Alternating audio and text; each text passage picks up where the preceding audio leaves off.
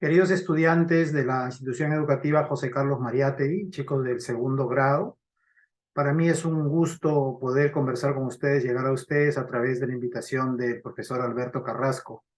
Me pedía que converse con ustedes, que les dé un alcance acerca de la imagen, la figura y la vida de José Carlos Mariátegui, ¿no? Sé que su colegio tiene este nombre y quizás es bueno darles un alcance aproximado de quién fue este pensador importante del Perú. Bueno, José Carlos Mariátegui fue un ensayista, fue un filósofo, fue un escritor peruano de principios del siglo XX que se preocupó mucho por la condición social, principalmente del sujeto andino, o sea, del hombre que vive en el Ande, o como se conocía en ese tiempo del indio peruano, ¿no? Bueno, ahora este término ya no se usa, pero bueno, él a partir de sus reflexiones, de sus estudios que él hizo por su propia cuenta, porque José Carlos Mariátegui fue autodidacta, o sea que quiere decir que él no fue a la universidad, sino que su preparación fue personal, lo hizo por sí mismo. Eh, y de ese modo, él leyó mucho, fue muy amigo de muchos pensadores importantes, pero también viajó bastante. Él estuvo una buena temporada en Europa, donde conoció muchos de los países de allá, pero a la vez conoció principalmente el pensamiento que estaba en boga en ese tiempo, que era el marxismo, y principalmente el leninismo. A partir de ese pensamiento, José Carlos Mariátegui vuelve al Perú y en su actividad hace dos cosas principalmente, o hasta tres cosas principalmente. Primero, funda un partido comunista aquí en el país, en el Perú en ese tiempo, donde reúne una gran cantidad de la de la clase pobre del país, a partir de lo cual iba a crecer este movimiento.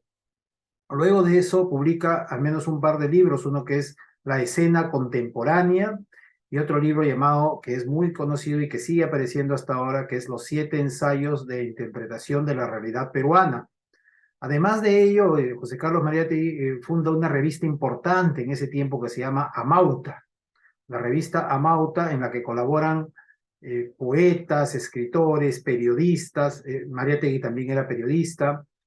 También participan ahí escritores, pensadores, jóvenes de esa época. Y él también escribe ahí muchos artículos importantes que luego van a aparecer luego de su muerte.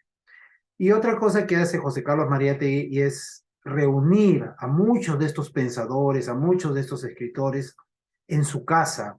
En su casa se hacían grandes tertulias, grandes conversaciones, salía a la luz muchas de las ideas que se manejaban en esa época, en los primeros decenios del siglo XX.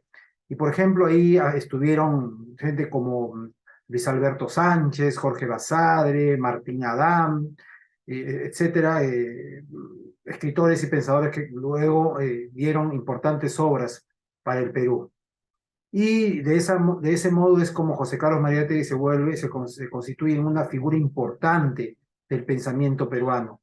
Gracias a él, como dije al principio, se reflexiona, se piensa en la condición de ser peruano de otro modo. Y también se piensa en la manera como se distribuye la economía, cómo es que se ha manejado la política desde el tiempo de la colonia, y qué cambios necesarios requiere el Perú a partir del pensamiento que él maneja, a partir de una preocupación más sincera por el indio y de un movimiento importante para que ellos sean reivindicados, ¿no? Es un pensamiento que no solamente lo maneja él, sino que en ese tiempo también manejaba a alguien como Manuel González Prada, que también tenía algunos discípulos importantes como César Vallejo, que también conoció a Mariátegui y que también escribió para la revista de Mariátegui.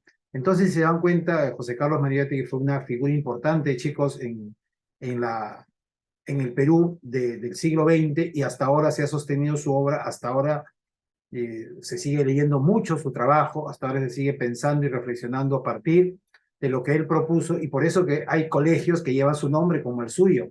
Por eso yo los invito a conocer más acerca de la obra de José Carlos Mariátegui y leer quizás alguno de sus libros o investigar en internet, investigar, ver videos sobre lo importante que fue él, no solamente para el Perú, ojo, sino para toda Latinoamérica, porque su legado realmente es importante a nivel mundial.